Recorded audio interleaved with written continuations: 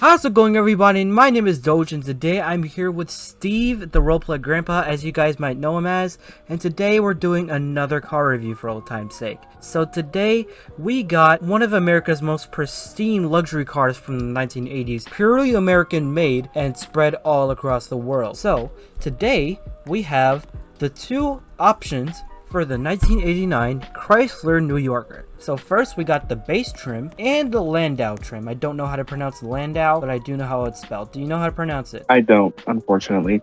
Let's just say Landau. It's not pronounced that way. Oh well, sue me. Anyway, Steve, tell us about the base model. Okay, so the base model has a 3-liter V6 with 143 horsepower at 5,000 RPM and a 171 pound-feet of torque at 2,800 RPM, and has 2 valves per cylinder. And fun fact, after researching this vehicle, I found out that ABS was an option. Crazy to think about. Yeah, I think ABS was an option for both options, right? For like both trims. I believe so. Alright, well that's actually crazy because every single car comes with ABS nowadays. Alright, anyway, both of these cars were offered in front-wheel drive only. But in 89 that sort of made sense because front-wheel drive was kinda new at the time. And yeah, and it was only on like sport or luxury cars. Front-wheel drive was like a luxury to have.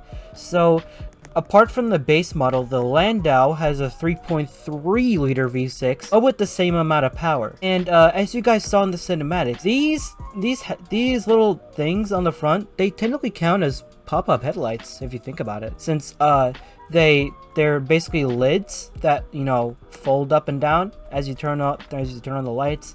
And what I absolutely adore about this car is the little hood ornament that makes it look like a true luxury car, because I think only Rolls-Royce and Mercedes had that at the time. So yeah, upon the appearance, it looks like every single 80s car. Every single 80s car, well apart from muscle cars, they looked like this. They had a sort of streamlined and boxy-ish design, and this was technically part of the very famous Chrysler K platform, which I'm not going to get into since it is an extremely long explanation. But yeah, anyway, I like these cars and I think they're gorgeous looking things. Let's take you guys to the dealership page. Alright everybody, so here we are at the 1989 Chrysler New Yorker's dealership page, also called the Chrysler Empire as seen here. Now, as you guys know, this car only comes in 2 trims with the base and Landau, as we discussed in the introduction, and it comes in 9 different color options. Now, we did discuss the powertrain, and it is indeed accurate, but the problem is they got its weight wrong. It was much heavier than this. But they also got the mileage wrong. No wait, they did. They got basically everything right here. So yeah, it comes in 9 different colors, and I think this one looks the wackiest. Diamond Blue Metallic does not fit this car in any way. This car only comes in 2 trims. The specs are exactly accurate, and they are perfect. So anyways, guys, let's see how these both sound. I'm just gonna say this now. These cars do not have any sort of change in the sounds. They have the exact same engine sound, exact same startup, and exact same whatever you want to call it. And Steve, start up yours.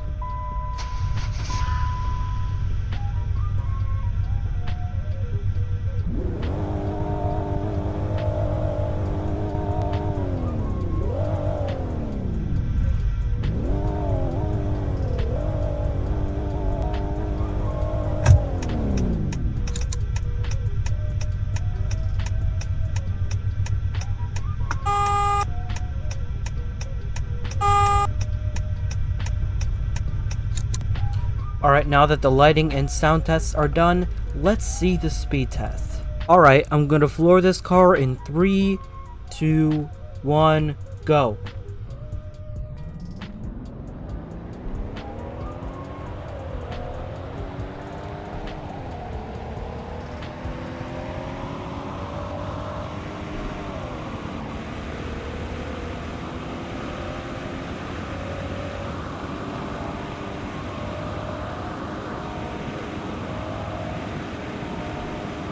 Alright, so what we're looking at here is a top speed of 100 miles per hour, or equal to about 161 kilometers an hour.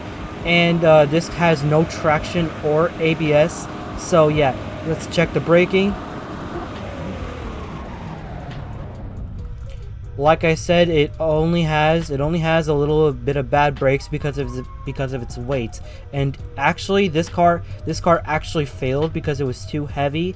And when the next generation came around, it was super unreliable. So let's see if the base model is any faster. Alright, I'm gonna floor the base model in 3, 2, 1, go.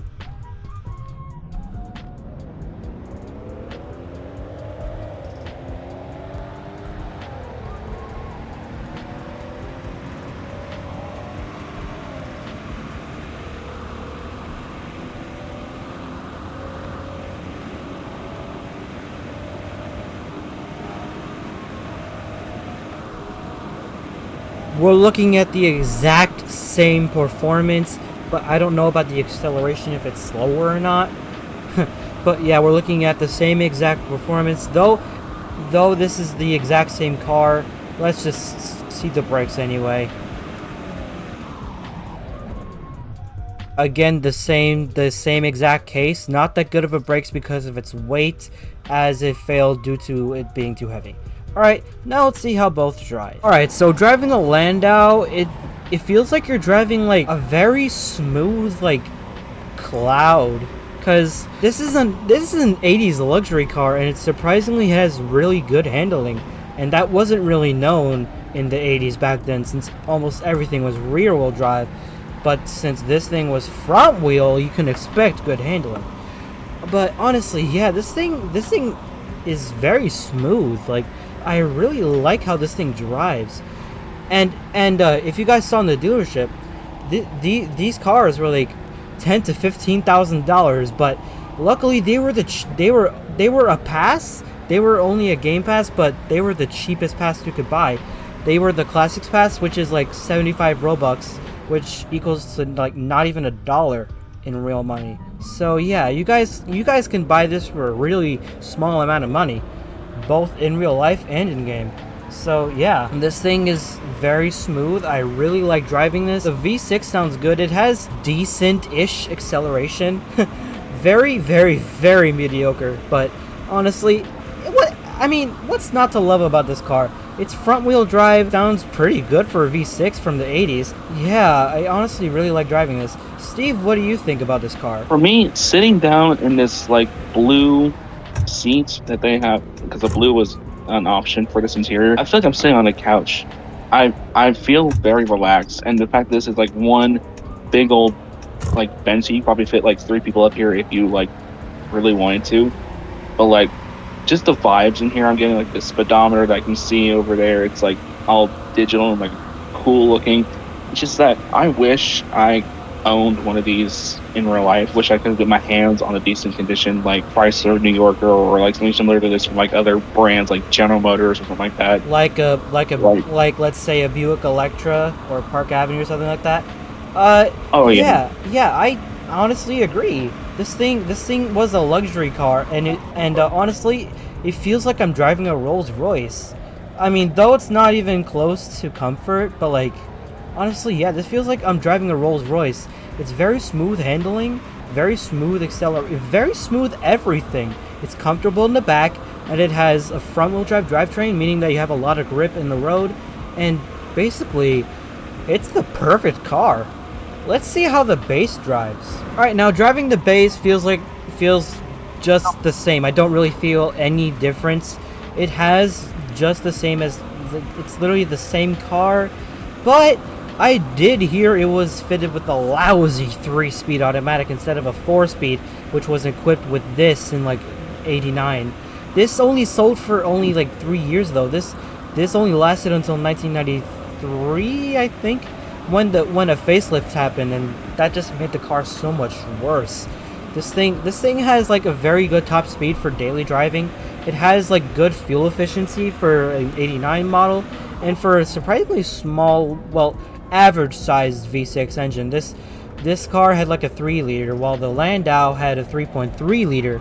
And honestly, the Chrysler New Yorker as a whole is the perfect car because, honestly, yeah. Did you guys know that in 89 bench seats were still a thing? So you could sit 3 people in the front and 3 people in the back. And honestly, this is the perfect family car. You could fit an entire family of 5 in this car, and that's like SUV level territory.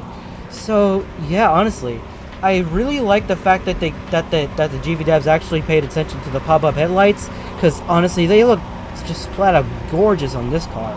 And honestly, Steve, what do you think about this car? Like I said, for your car, it's pretty much the same thing. It's just that I wish my interior seats were blue, because that's truly like 80s right there, and that's what I'm going for. And notice how the passenger cabin is a little longer than the driver's cabin, so that the passengers have extra room to, you know, get comfortable, since this was appointed for the luxury car market. And honestly, I love this car. It's a cheap daily driver, and honestly, I love it. So yeah, guys, if you guys enjoyed this review, be sure to leave a like and a comment, and me and Steve are signing off for today. See you guys next time. Goodbye and have a great rest of your day.